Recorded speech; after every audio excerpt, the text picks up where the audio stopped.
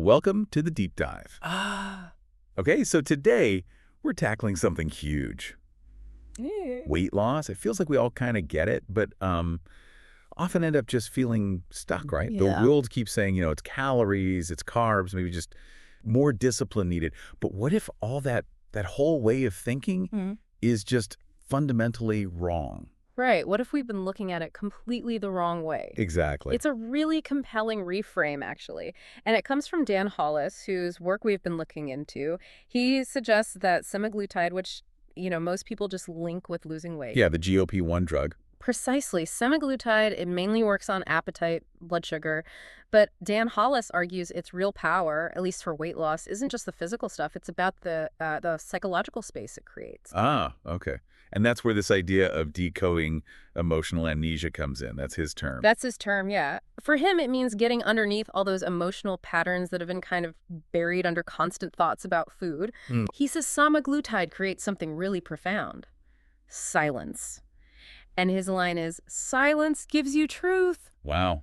Silence gives you truth. That's powerful. It really is. And he emphasizes this. Silence is transformative because, as he puts it, food stops talking. Food stops talking. Well, imagine, for some people, that might be the first time in, I don't know, years, decades, that the constant mental noise cravings, emotional eating thoughts, planning, it just goes quiet. Like that radio station in your head just finally shuts off. Exactly. That static is gone. So, okay, if food's been your constant companion, maybe even your narrator, your whole life, Mm.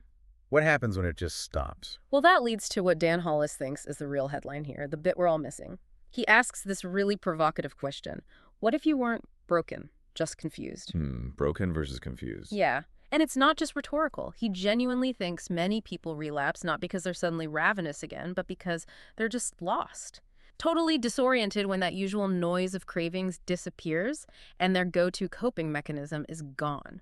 Right, like the rug's been pulled out. Mm. If food was holding things up emotionally, what do you do then? That's the core of it. Dan's mission really is about helping people, as he says, sit in shame long enough to learn something from it. Okay. It's about building new supports, new scaffolding in that quiet space the medication provides.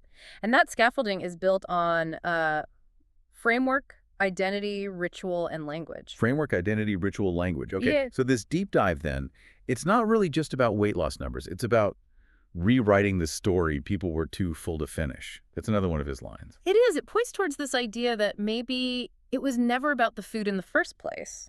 Okay, so we've set up this pretty radical shift in thinking. How does Dan Hollis actually guide someone through that from, that first shock of silence to becoming, well, someone different? Well, he puts it quite bluntly. He says, most programs hand you a syringe and wish you luck. I hand you a map. Okay, I'm out. Yeah. He sees the medication, semaglutide, not as the answer, but as the signal.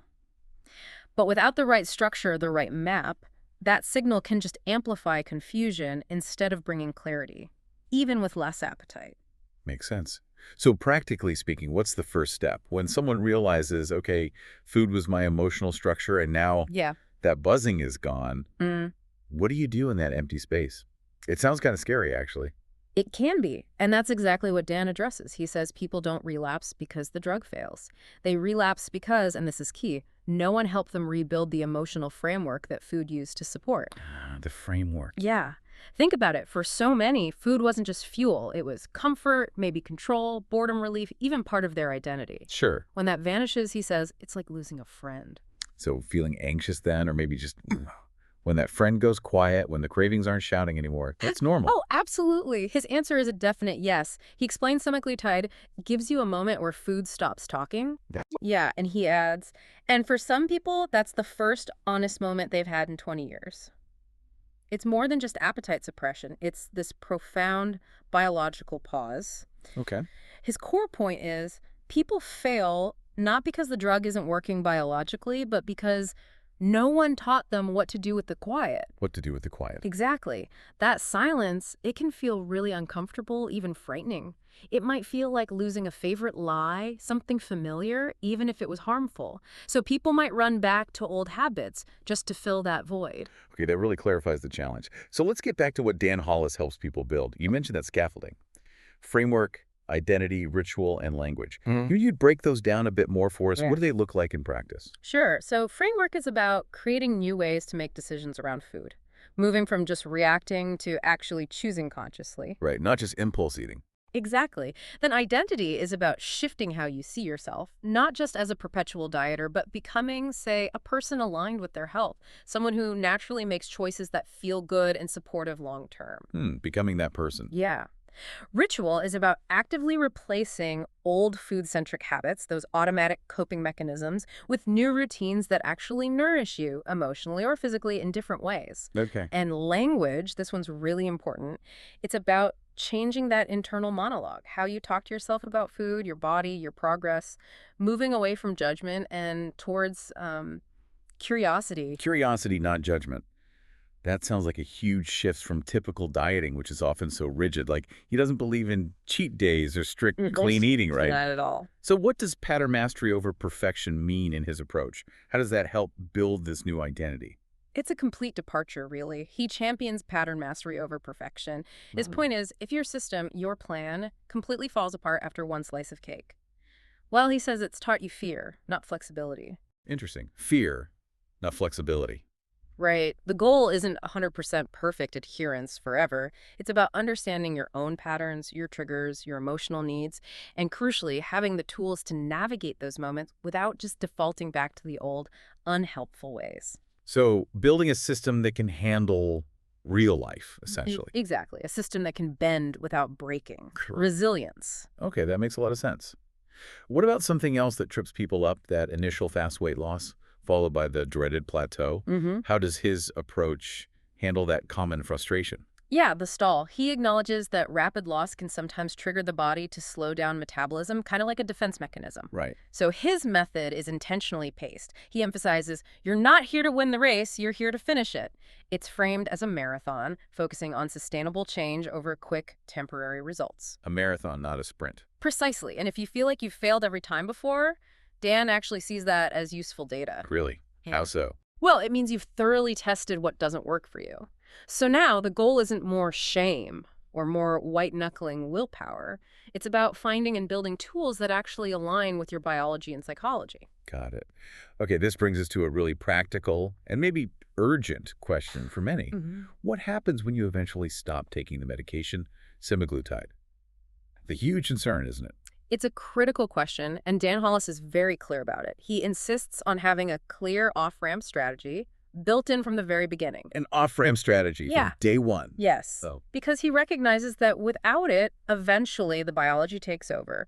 Appetite signals return, maybe old triggers get louder again. okay. So this off-ramp isn't just about slowly reducing the dose. It's about ensuring that by the time the medication is phased out, those new frameworks, that new identity, the rituals, the language, they need to be fully internalized. They need to be self-sustaining. So the scaffolding has to be strong enough to stand on its own. Exactly. The ultimate aim, as he puts it, is becoming the kind of person who doesn't need weight loss as a project anymore. Wow, that's the goal. Not just managing weight, but moving beyond needing it as a project. Precisely. It's about building that new self while the medication offers that temporary biological support. And for anyone listening who might think, well, using medication like this isn't that kind of cheating, what's Dan Hollis's take on that? He tackles that head on. Very direct. He says, if your body's biochemistry is rigged against you, using science to unrig it isn't cheating. It's adapting. Adapting, not cheating. Yeah. And he adds, the real cheat is pretending willpower was enough, when for many it simply wasn't due to underlying biological factors. He argues that for many people, there's a genuine biological reality, hormones, genetics, metabolism, that makes traditional eat less, move more incredibly difficult, almost impossible sometimes. Medication can help level that playing field, creating the opportunity for real, lasting behavioral change to take root. That's a really powerful reframe. Thinking about his own journey, because he used semaglutide himself, right? Yeah. What was the most surprising thing he learned? Yeah, he did. And what surprised him the most, he said, was the quiet, just the silence. The silence again. He genuinely hadn't realized how loud food was in his own head, the constant background chatter of cravings, meal planning, emotional links, until it just stopped. Huh. He described that initial silence as, yeah, unsettling, maybe a bit disorienting at first, but also strangely beautiful because of the clarity it suddenly allowed. Strangely beautiful clarity. Okay, as we start to wrap up this deep dive, let's really nail down this core concept from Dan Hollis. Semaglutide isn't presented as some magic bullet or, a shortcut. No, not at all. Instead, he calls it a biological pause, or maybe a window, is that right? Mhm. A chance to build those new systems, those new frameworks, maybe even a new identity, while that constant food noise finally quiets down. Exactly. It really underscores that true lasting success isn't measured just by the scale. Hmm. It's about actually replacing those old, often unconscious coping mechanisms with real, durable tools. And that process leads to clarity. Right. And as he says, weight loss is a side effect of clarity. That's the line. It flips the whole script. It really does. And it comes back to that other core insight. You don't hold on to weight loss with discipline. You hold on to it with alignment, Alignment. which means, ultimately, becoming the kind of person who doesn't need weight loss as a project anymore. It's a fundamental shift in who you are, not just what you do temporarily. And if you've ever felt that feeling of being out of control around food, this whole approach suggests maybe it's actually about rebuilding a lost connection A connection to what? to your own body's signals, like actual hunger cues, but also maybe connection to your purpose, connection to your values, fundamentally connection to yourself. So this medication isn't the miracle pill. It's the miracle pause. That's a great way to think about A it. cause, yeah. It leaves you with a big question, though. What needs support now that food isn't the thing automatically filling all the gaps? How do you approach healing that deeper emotional hunger? And the guidance seems to be approach it with empathy, not beating yourself up with judgment. Right. And with awareness, Yeah. not just more rigid rules. Exactly. And maybe most importantly, with curiosity, not punishment, asking why instead of just saying no. Because, to use Dan Hollis's final powerful thought here, when the cravings stop, The truth begins.